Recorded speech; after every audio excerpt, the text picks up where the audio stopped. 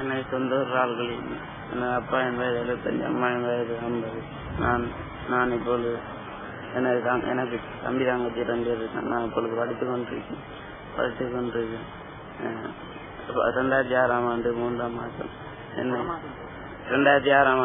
மாதம் என்னை பயிற்சிக்காக அப்படியே கட்டாயத்தின் பயிற்சிக்காக அழைத்து சென்றார். கடல் காட்டு முகாமுக்கு கொண்டு நாள் அந்த 50 பேர் பயிற்சி எடுக்கும்.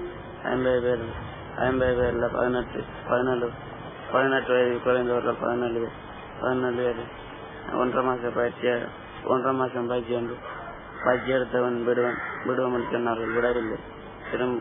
திரும்ப முஸ்லிம் விராட்டின் சண்டைக்கு எங்களை அழைத்து சென்றார்கள். 75 பேர் போனோம். திரும்பியவர்கள் 50 பேர். அதில் பொடி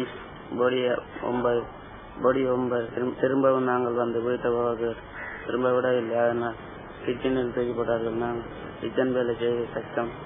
இரவில் பெரியவர்கள் நிரந்தர தாங்கினார்.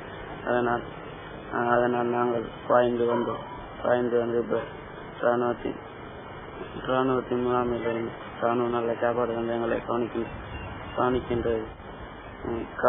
இப்பொழுது நான் வீட்டை படித்து நல்ல வேலை எடுத்து அம்மாவை கவனிக்கணும் என்று நினைக்கிறேன்.